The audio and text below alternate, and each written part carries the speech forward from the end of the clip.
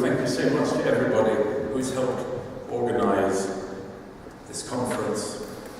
And before it begins, I want to remind the audience and speakers that however fascinating Levantines and the Levant are themselves, they also touch on wider issues, wider than the Levant itself.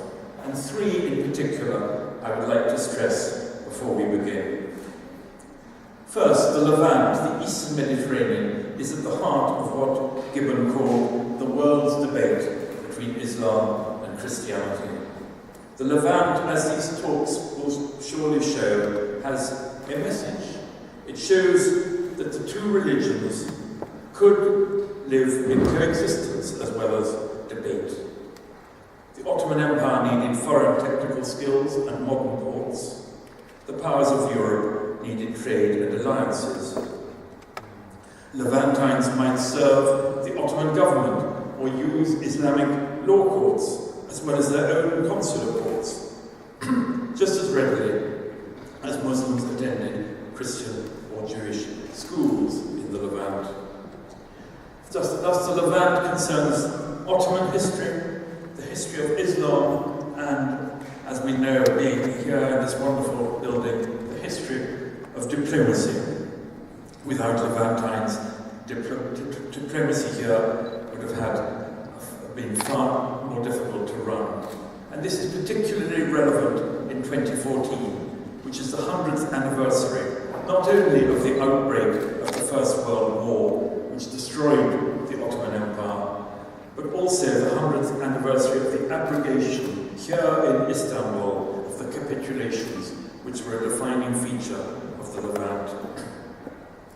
Second, the Levant throws light on debates about national identity and nationalism. What did it mean? What does it mean to be Turkish or English, Polish or Syrian? Did Levantines have one identity or several? Is identity fixed or volatile? How British were the British who stayed in Izmir in the First World War? Izmir, which was a city which managed to carry on almost as usual throughout that terrible conflict, and some of whom were happy, these British merchants, to make uniforms for Turkish soldiers fighting Britain. Perhaps multiple identities are as natural as single identities, and in the age of reviving nationalisms, we need to be reminded that identities are not always exclusive. The Levant concerns the history of nationalism, of imperialism, of the Mediterranean, and of Europe, as well as of the Ottoman Empire.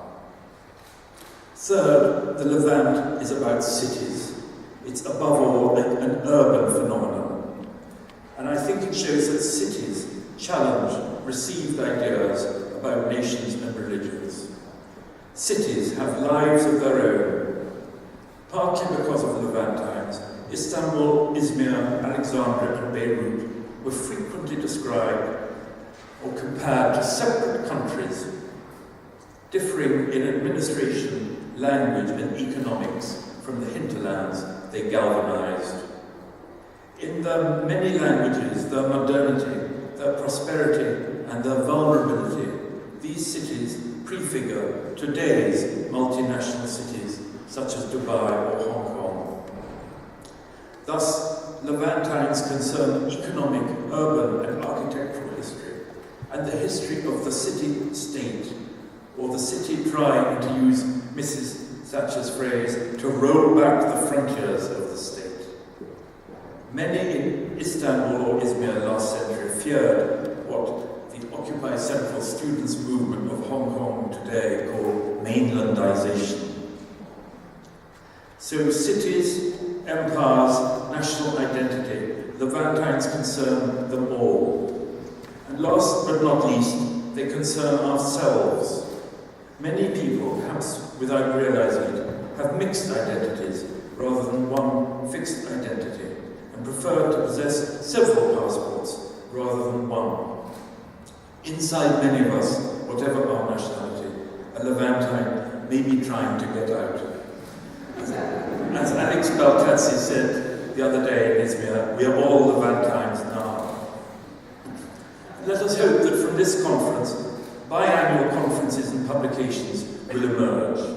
Istanbul in 2014, Europe House in Smith Square, the London office of the European Commission, has already promised us a location for 2016, perhaps later Malta or Marseille. Thank you very much to everyone for coming, and please suggest topics and themes for future conferences. Thank you.